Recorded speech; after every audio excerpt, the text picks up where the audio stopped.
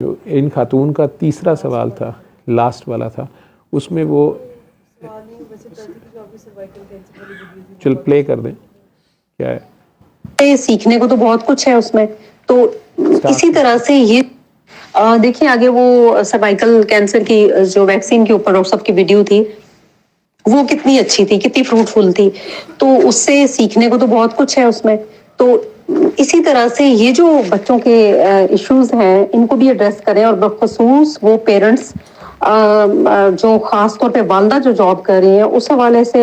और अगर किसी की बहुत मजबूरी है तो वो कैसे डील करे अपने बच्चों के साथ, ये डॉक्टर साहब से ये अर्ज करिएगा कि ये सब चीजें उस चीज के अंदर वो एड्रेस करें। और इस जो रही बात एतबार की, तो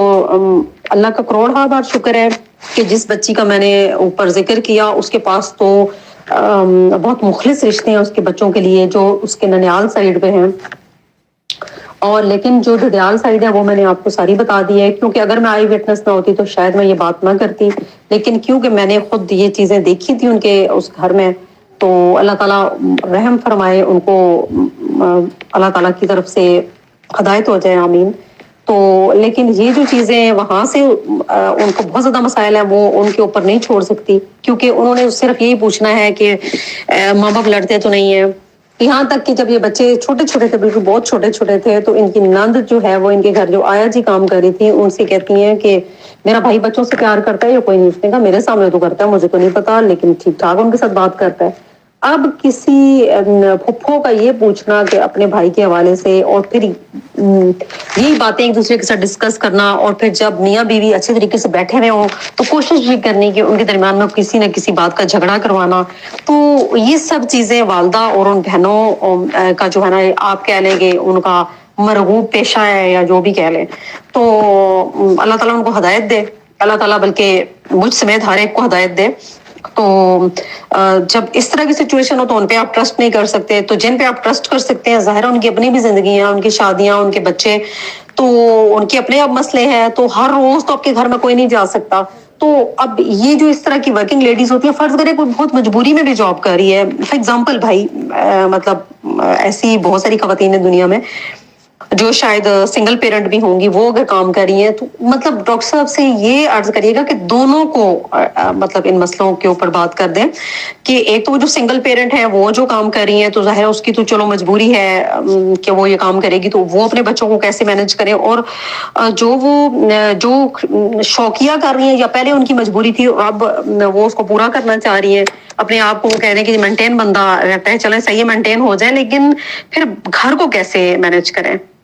उन बच्चों को जिन बच्चों के अंदर ये चीजें आ रही हैं उनको कैसे मैनेज करें। ऊपर से आप किसी पर ट्रस्ट भी नहीं कर सकते, क्योंकि आपके जो रिश्ते हैं वो उस तरह से मुखलिस नहीं है, तो उसको कैसे करें। तो ये सब चीजें हैं, ये जो मुझे उम्मीद है कि आप मेरी बात समझ गए होंगे कि मैं क्या कहना चाह रही हूँ। तो क्योंकि मुझे ये लगता है कि ये बहुत सारे और लोगों का भी इशू होगा, तो इसके ऊपर भी डॉक्टर साहब की वीडियोस आ जाती हैं, तो एटलीस्ट मैं तो जरूर सेंड करूंगी, कोशिश करूंगी कि वहां तक पहुंचे जिनके लिए मैं ये बात पूछ रही हूँ। आपका सारा जोर उस एक फैमिली पे है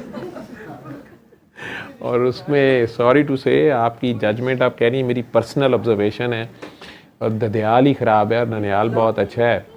एक बात मेरी सारे याद रखना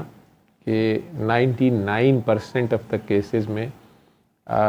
बच्चे अल्टीमेटली ददयाल ही के होते हैं, और वो ददयाल ही उन्हें ओन करना भी पड़ता है, और ना भी करें तो वो सारा उनका अपना ही लॉस होता है। मैंने जितने बच्चे मेजॉरिटी जो सिर्फ ननियाल में पले ड्यू टू क्लैशेस, ये नहीं कि वालिद फौत हो गया वो और बात, लेकिन अगर वो ननियाल में पले, क्लैशेस थे और माँ ननियाल ने ले लिए,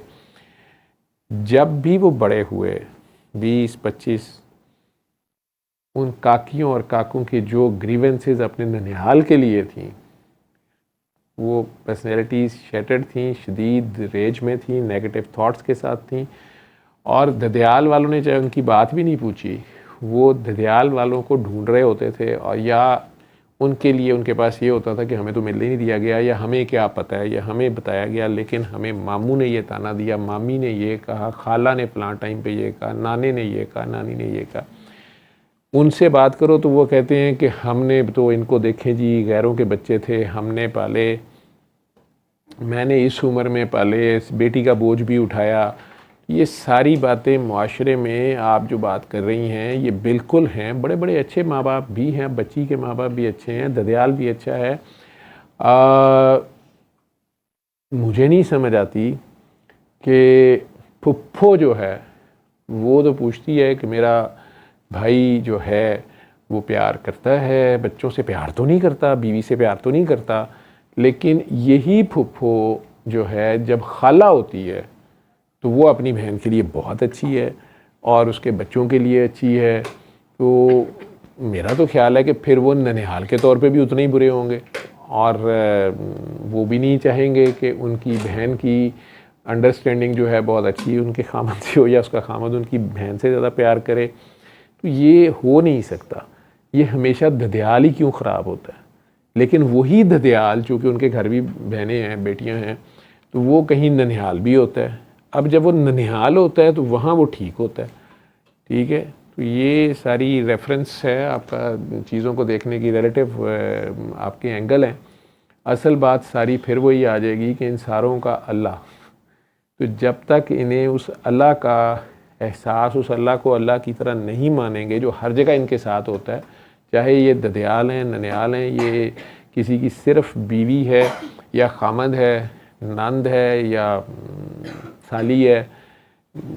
जेठानी है या देवरानी है, बहू है या सास है, ससुर बना हुआ है या साला बना हुआ है या दामाद बना हुआ है या भाई है, ये सारे इंसानों में बाहर के माशरों से लेके यहाँ तक हर जगह यही कुछ है। इंसान हर जगह एक जैसे ही है, रंग नस्ल सारे अलग-अलग शक्लें नज़र आती हैं, जुर्म भी वही हैं, ठीक है, चालाकियाँ भी वही हैं, आपस के फड्डे भी वही हैं। समझाया गया है कि हसद ना करो, समझाया गया है कि बदगुमानियाँ ना करो। जिस तरह आप अब उनके बारे में बहुत सी जजमेंट्स ले रही हैं या उनकी माँ को या उस बच्चों की माँ ने भी शायद आप तक नरेट की हैं,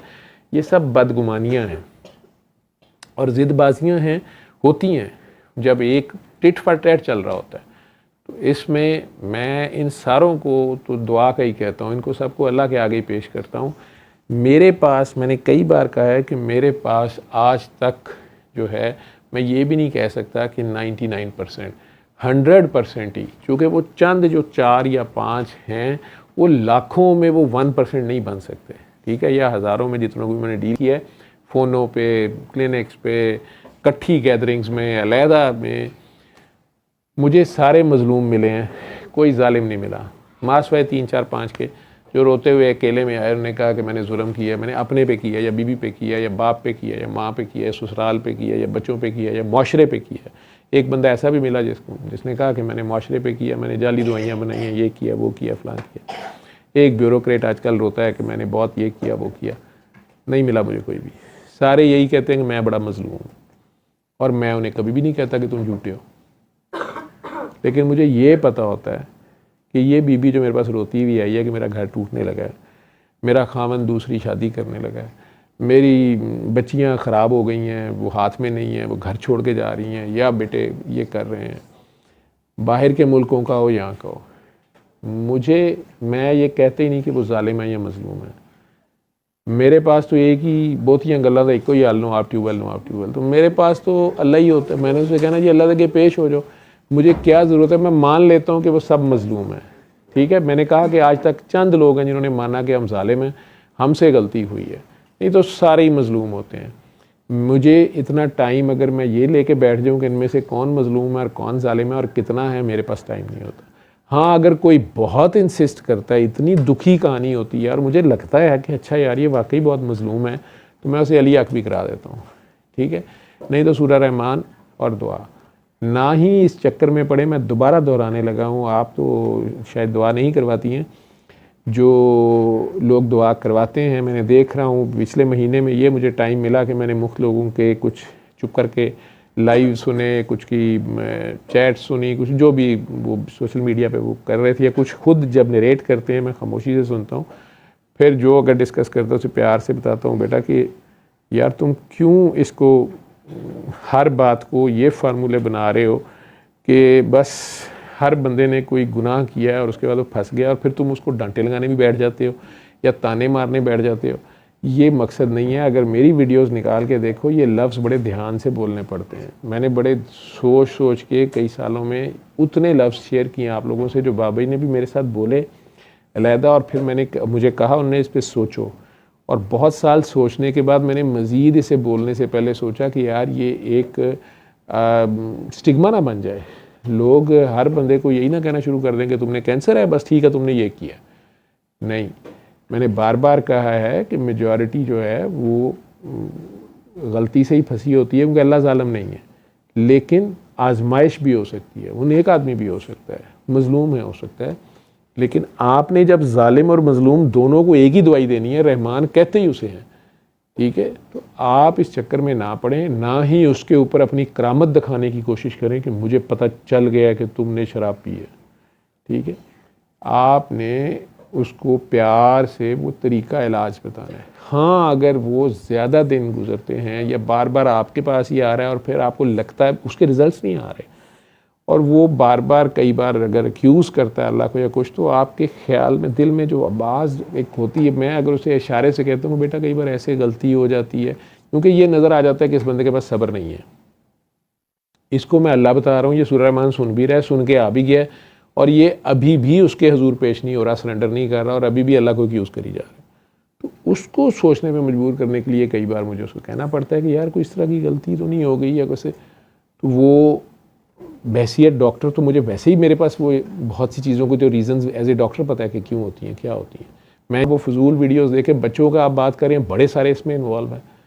ठीक है, मैं तो पहले इस पे बात कर चुका हूँ। लेकिन जहाँ तक बात है ये जॉब्स की जो आप कह रही हैं बीबी,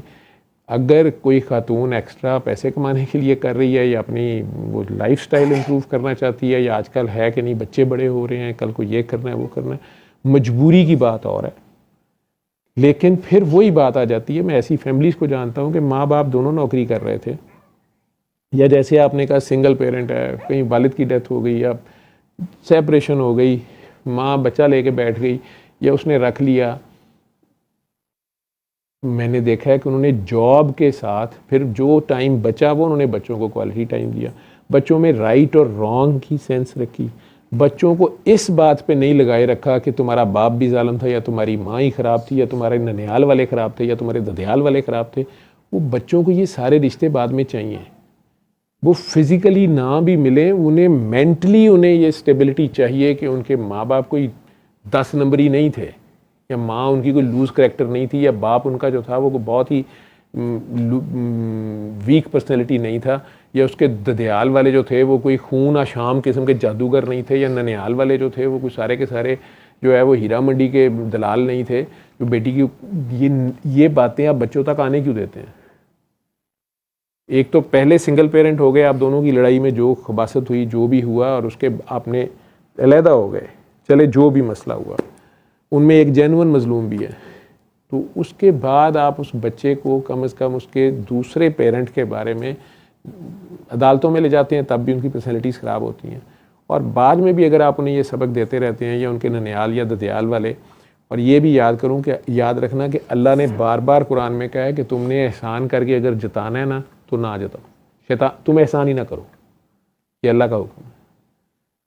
उसकी बजाय तुम एक मुस्कुराहट दे दो, तुम एक अच्छा बोल दो, ये जोर दिया जा रहा है एहसान के बदले में। लेकिन अगर तुमने एहसान जताना है तो ना करो। तो उन बच्चों को जब ननिहाल या ददियाल पाल रहा होता है, या माँ ही पाल रही होती है, या बाप साहब पाल रहे होते हैं, जितनी बार आप बच्चे को कहते हैं ना खबीस तुम्हारा बाप तुम्हारी माँ छोड़ गई, तुम्हारे ददियाल वाले ऐसे, हम तुम्हें पाल रहे हैं, आप उतनी बार उसकी पर्सनैलिटी को तबाह करते हैं, और उसके अंदर एक जो गुस्सा है वो भरता रहता है, नेगेटिविटी मज़ीद क्रिएट होती रहती है। क्योंकि कोई भी पर्सनैलिटी, कोई भी इंसान जो है ना वो अपने आप को दूसरे के नीचे लगा नहीं देख सकता। अल्लाह ने कुदरती तौर पे इक्वालिटी से उन्हें बनाया है। मुलाजिम भी जो होता है वो यही सोचता रहता है कि मैं कब इसके ऊपर आऊँगा, चाहे आपका बहुत अच्छा मुलाजिम हो और आप बहुत अच्छे उसके बॉस हो, चाहे वो दफ्तरों में हो, चाहे कहीं भी हो, और चाहे आपके घर, और सड़क पे आप यही फाइनल इस पे बात ख़त्म कर देता हूँ कि आप